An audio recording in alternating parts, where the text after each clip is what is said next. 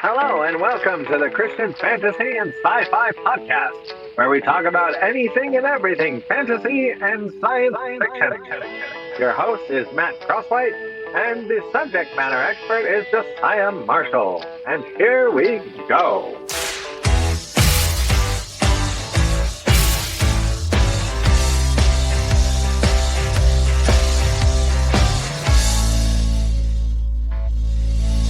Welcome, everybody, to another episode of the Christian Fantasy and Sci-Fi Podcast.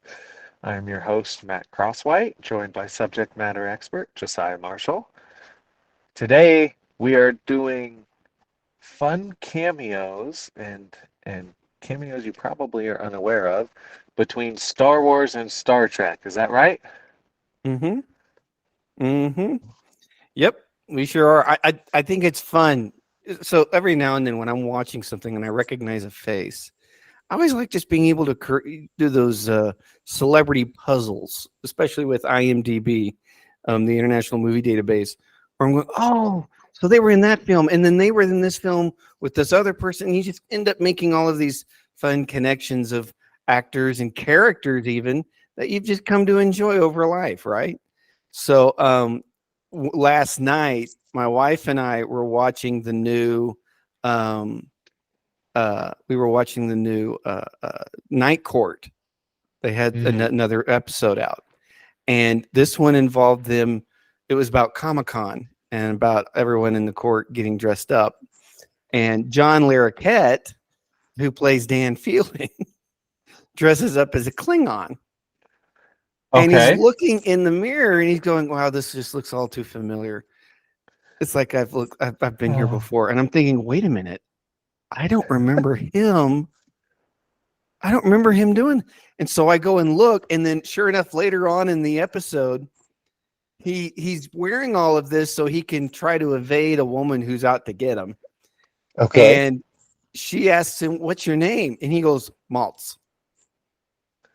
And that is the character's name he played on Star Trek 3 in Search for Spock.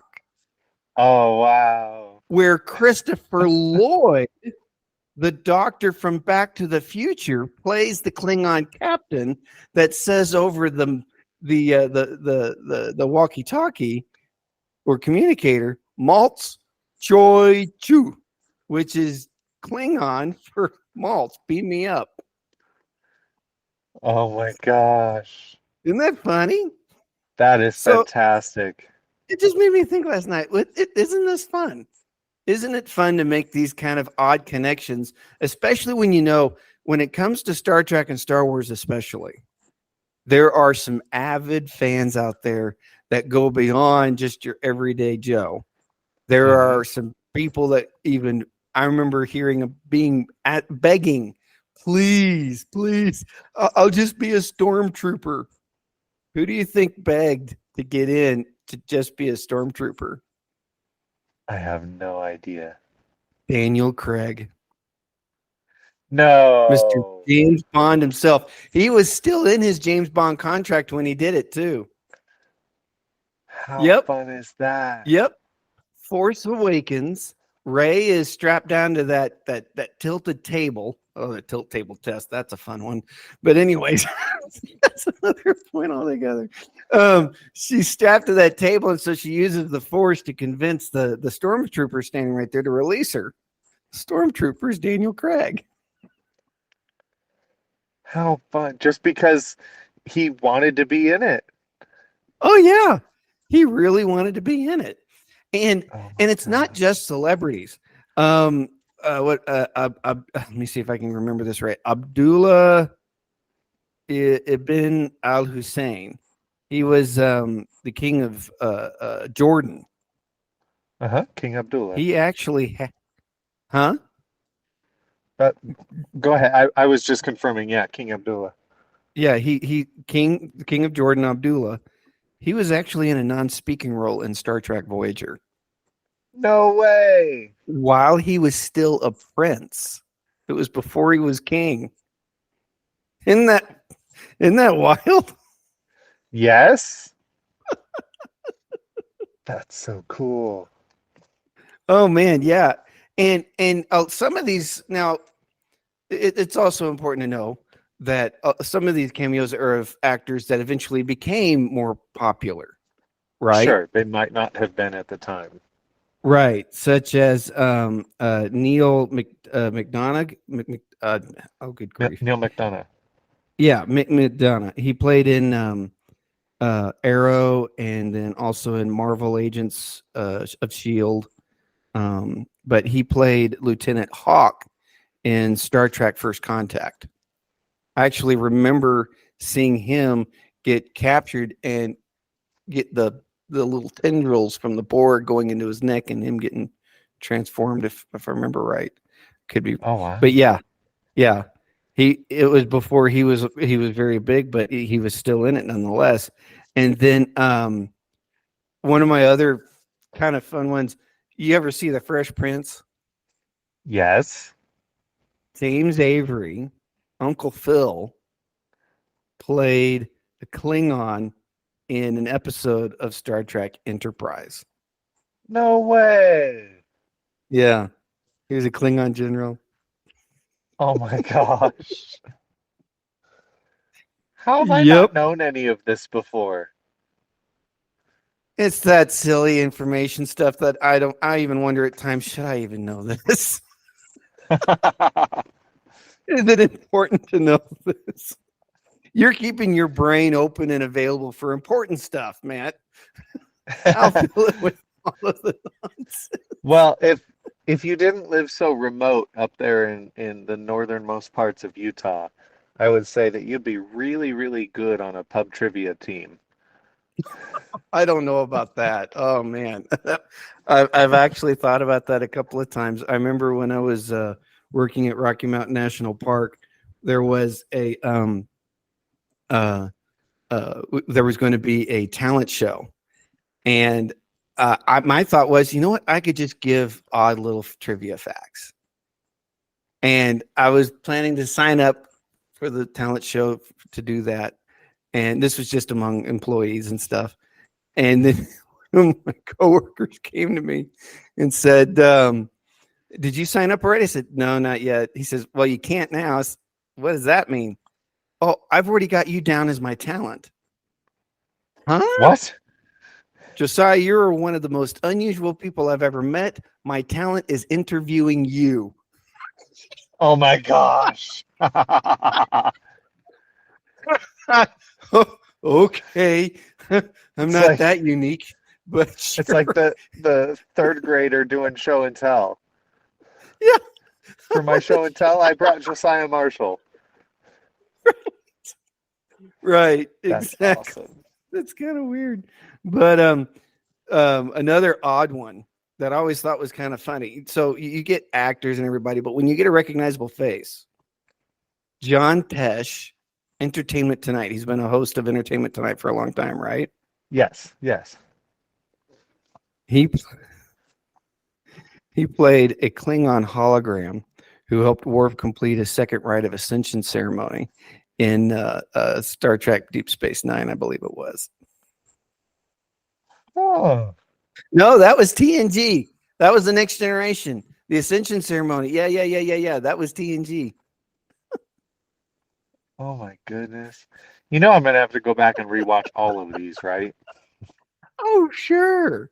I totally agree. Totally understand. And then Tom Bergeron, America's No. Funniest Home Videos. Oh Yes. yeah. Oh What yeah. did he do? He played an alien in Star Trek Enterprise who they're trying to get some information from in order to figure out where they're going and what they're doing. And so Okay. I think he was a trader. Yeah, I think he just traded and then I think it wasn't weapons. Can't remember what it was exactly. But yeah, he was an alien with this big, long kind of cone, not quite cone head, but it comes out the back more and it's very, you see all the veins and everything. So yeah, Tom Bergeron of all Oh people. my goodness. But then Mick Fleetwood of Fleetwood Mac fame. Yes. He was also in Star Trek Next Generation. as an and What? he was a dignitary. It was kind of like so they were hosting these two separate species, and one was more fish based when they were actually transported onto onto the ship. They have these weird little look like hoop sort of clothing that just drapes over them like drapes that you'd see in a window. And Fleetwood played one of those dignitaries that was dressed up like a fish. Oh my goodness. Oh yeah, Wow. and it gets more crazier than that. The dad off of the '70s show played a Klingon. Well, he was more of a he was Klingon, but he was kind of like half Klingon. At least. Oh no, that's right. He was an Afrosian. The Afrosians look similar to Klingons, but he was an Afrosian, and he played the Federation. Yeah, going. Why would they have a Klingon there? I'm getting them mixed up. The Afrosians was a species that looked kind of similar to the Klingons, but they weren't as aggressive. And he plays the Federation president in Star Trek VI. Star Trek 6. Okay. Yep. And he also did a couple of episodes in Star Trek Deep Space Nine and Voyager. Trying to recall. I think there's an episode in Deep Space Nine where Odo is living back. He's going back to some of the beginnings of him becoming a constable, and his predecessor was this actor, was Kurtwood Smith, the dad off of the '70s show. Okay. Yeah, and then you got other people. You got Daniel Day Kim. He played in Star Trek. Vanessa Williams even had a spot in Star Trek. Terry O'Quinn, who played in Lost, he also had some. Ashley Judd, and these are some of the more ones where they don't wear any makeup. Or Sure. if they do, it's very, very light, so it's pretty obvious that it's them. Sure. But one of the ones that I actually kind of went goofy on was Iggy Pop. Okay. You know who Iggy Pop is? I barely know who this guy is, but he's a punk legend. I think that, yeah, and Yes. so he played in Star Trek Deep Space Nine as a Vorta negotiator named Yelgren. Huh. And so he's negotiating terms between the Founders and the Federation. And I think he even did some negotiating with the Cardassians too.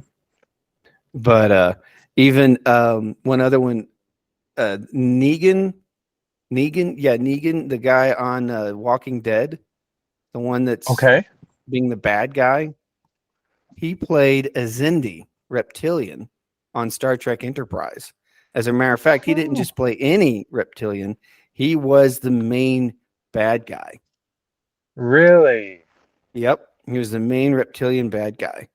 But the one, there's two in Star Trek that I find especially indelible, just because Frasier holds a special place in my heart. I enjoy that show. Of course.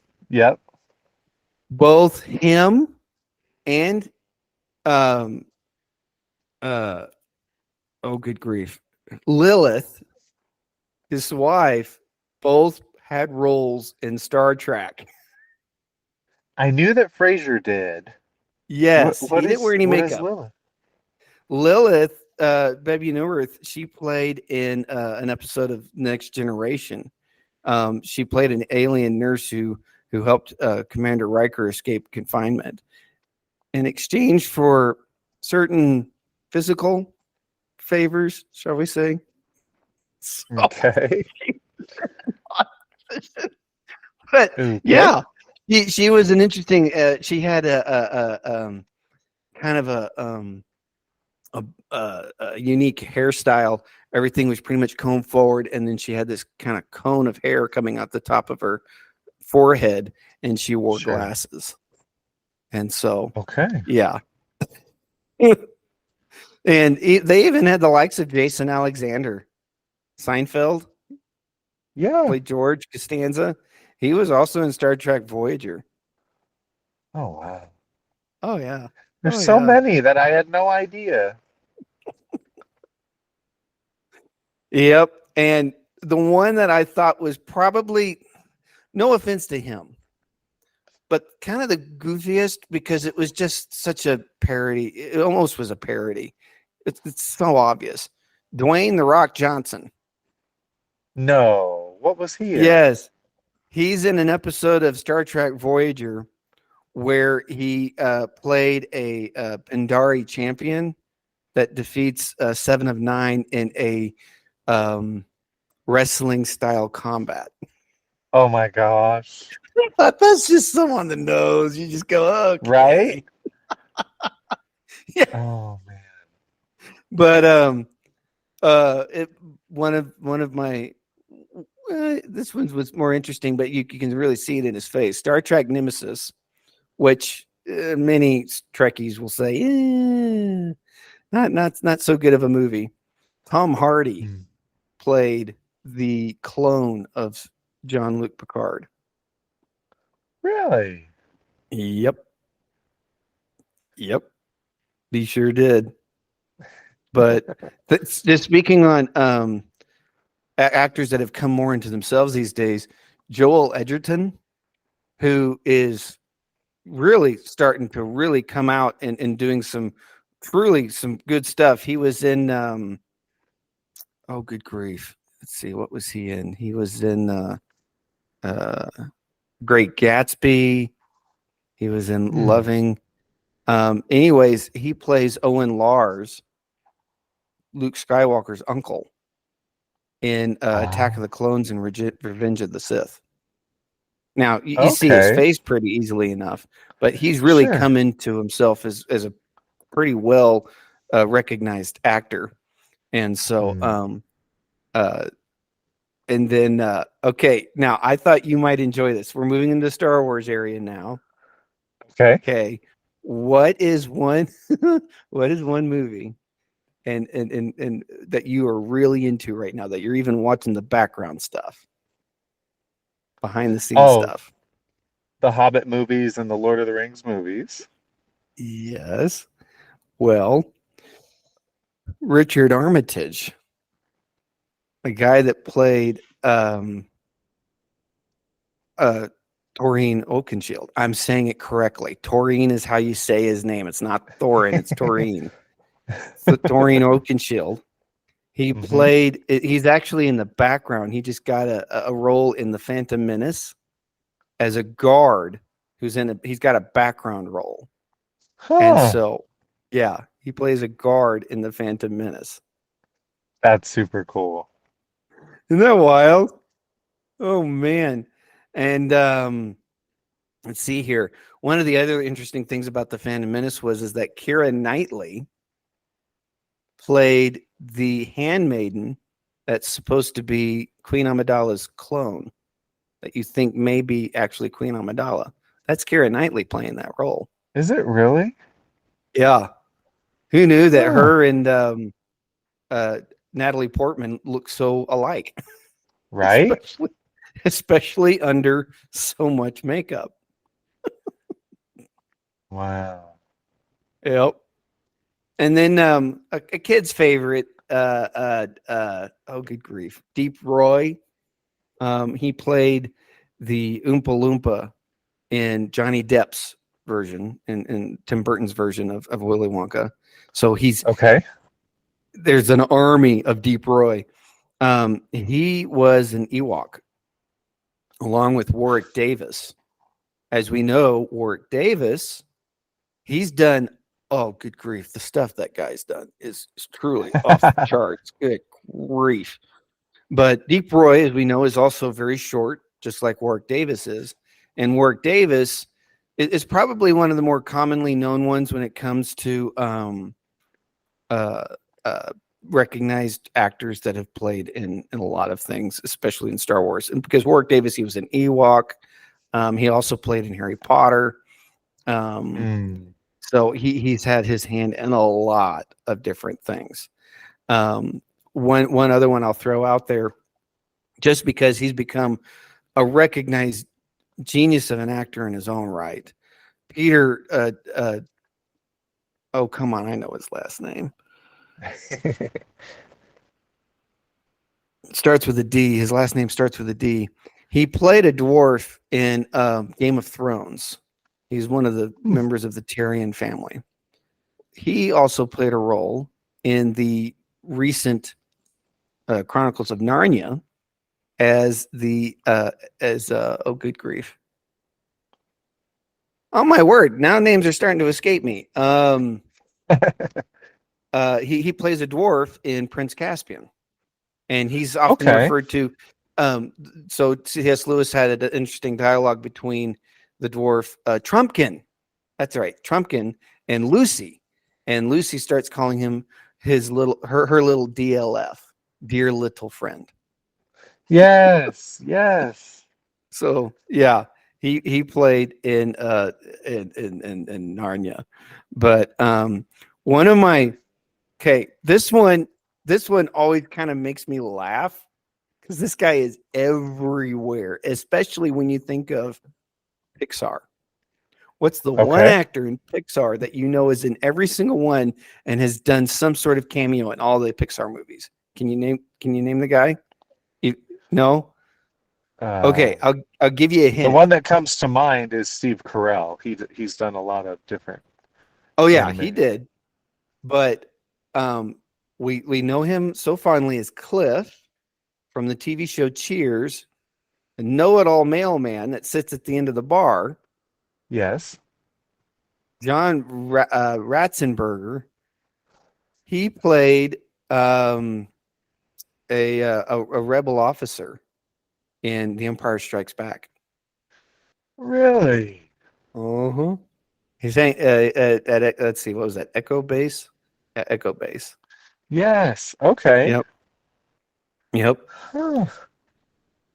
So let me see here. Let me think of some others. Oh, Simon Pegg. Simon Pegg, what was that? A Force Awakens, I believe.